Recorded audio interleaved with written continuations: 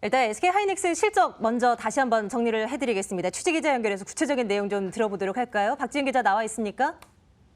네, SK하이닉스가 조금 전 공시를 통해 올해 2분기 매출액 10조 3,705억 원, 영업이익 5조 5,740억 원을 기록했다고 밝혔습니다. 이는 지난해 같은 기간보다 각각 55%, 82.7% 상승한 수치입니다. 특히 SK하이닉스는 지난해 4분기에 세웠던 사상 최대 영업이익을 새로 썼습니다. SK하이닉스의 이번 2분기 실적은 시장 전망치를 소폭 웃도는 수준입니다. 앞서 증권가에서는 SK하이닉스가 2분기에 매출액 10조 2,200억 원, 영업이익 5조 3,200억 원을 달성할 것이라고 전망했습니다. 2분기 실적이 호조를 보였던 것은 SK하이닉스의 전체 매출의 70%를 차지하고 있는 디램 가격이 올랐기 때문입니다. SK하이닉스는 디램의 평균 판매 가격이 전분기 대비 4% 상승했다고 밝혔습니다. 시장 전반에 걸친 공급 부정 사항이 지속되면서 모든 제품군의 가격이 고르게 올랐다는 설명입니다. 다만 낸드 플래시의 평균 판매 가격은 시장 내 공급 증가로 9% 하락했습니다. 출하량은 디램과 낸드 플래시 모두 큰 폭으로 증가했습니다. SK하이닉스는 디램 출하량은 서버와 PC용 제품의 수요 강세에 적극적으로 대응해 전분기 대비 16% 증가했다고 밝혔습니다. 낸드 플래시 출하량 역시 SSD 수요 확대와 중국 모바일 제품의 고용 양화 추세에 힘입어 19% 증가했다는 설명입니다. 디램 시장에 대한 반도체 시장에 대한 비관적인 전망이 나오고 있는 가운데 SK하이닉스는 하반기에도 호조세를 이어갈 수 있을 것이라고 전망했습니다. 미국과 중국을 중심으로 한 글로벌 인터넷 데이터 센터 업체들의 투자 계획 상향과 신규 클라우드 서비스 출시 등의 영향으로 서버용 디램 제품의 수요 성장이 장기화될 것이라는 설명입니다. 반면 디램 공급은 공정 미세화의 어려움으로 현재의 부족한 상황이 지속될 것으로 내다봤습니다. 지금까지 SK하이닉스에서 전해드렸습니다. 다시 한번 사상 최대 실적을 기록해 주죠. 매출, 영업이익, 순이익 모두 신기록을 갈아치우면서 실적 잘 나왔습니다. 일단은 잠시 이후에 시장 움직임 확인하면서 주가도 한번 따라보도록 할 거고요. 자, 이제 이분과 함께 또 시장에 대한 얘기 나눠봅니다. 유한대증권 스타PB센터 장기환 이사와 함께 말씀 나누겠습니다. 이사님 안녕하십니까? 예, 안녕하십니까? 예, 자, 오늘장 키워드는 어떻게 가지고 오셨을까요? 화면 통해서 만나보도록 하겠습니다.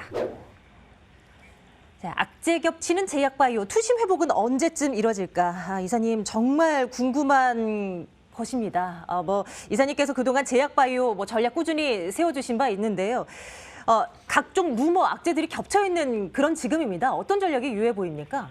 그렇죠. 이제 우리가 주가가 빠지면은 악재만 보이고 상승할 때는 호재만 보이는 게 이제 주식의 이제 생리인데 전체적으로 지금 현재 우리 많은 제약 바이오 업종이 이제 문제가 많이 있죠. 여러 가지 악재가 많이 겹쳤습니다. 첫째적으로 차바이오텍을 중심으로 해서 네이처셀, 삼성 바이오로직스 이 밖에 여러 가지 제약 바이오를 중심으로 한 금융감독원의 테마감리 10여 개 회사를 회계 감리 대상으로 이렇게 보면서 조사를 했다 이렇게 하면서 많은 불확실성의 어떤 것에 어떤 기름 붓는 격이다 하락에 이렇게 많이 이제 말씀을 드리고 있는데 우리 제약 바이오 섹터를 보면은 전체 우리 코스닥 시총에서도 한 28% 정도를 차지합니다. 그러다 보니까 어떤 우리 코스닥에서는 가장 중요한 위치를 차지하는 섹터 중에 하나다 이렇게 보여지는 거죠.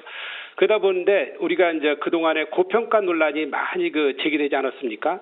왜 그러냐면은 실질적으로 이제 매출액 대비 어떤 시가총액이 너무 과도하다 이런 거였죠. 하나 예를 들면은 셀트리온의 시가총액이 31조인데 매출액이 9,400억이다 이렇게 얘기되면서 어떤 미래의 가치를 과연 어떻게 평가되는 거냐 많은 논의가 되어 있었습니다.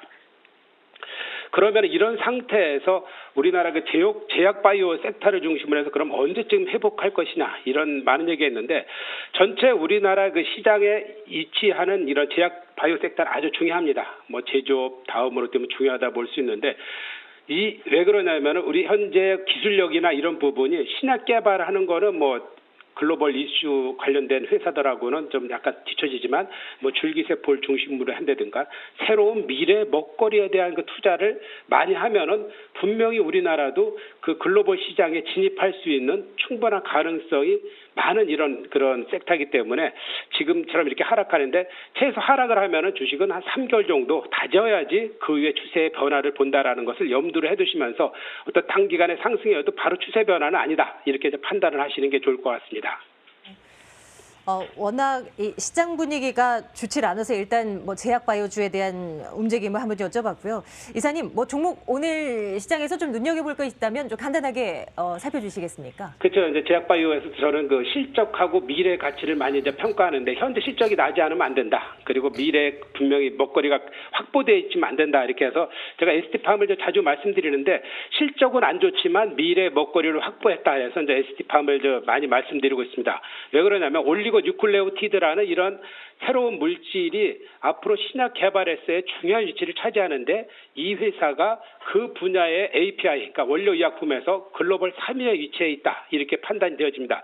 그것이 올해 작년부터 이제 신약이 나오기 시작했죠. 뭐 이 회사가 거기 직접 관여하지 않았지만 이 지금 ST팜하고 관련돼서 신약 3상에 들어가 있는 그런 회사가 있기 때문에 그것이 과시화될 경우에는 한번 다시 재평가될 것이다. 이런 이제 판단이 따라주기 때문에 꾸준하게 이슈라든가 2분기 실적 분명히 안 좋기 때문에 그 안 좋은 실적이 발표될 때가 저점이 아니겠느냐 이렇게 이제 판단을 해볼 수 있습니다. 그래서 가격 전략은 매수가를 34,000원 그리고 목표가는 46,000원, 손절가는 33,000원 이런 가격 전략으로 보시면서 미래 가치에 대한 어떤 그런 모니터링을 계속 한번 해보실 필요가 있다 이렇게 말씀을 드리겠습니다. 네, ST팜 따라가 보도록 하겠습니다. 유한태증권 스타PB센터 장기원 이사와 함께했습니다. 이사님 고맙습니다. 네, 감사합니다.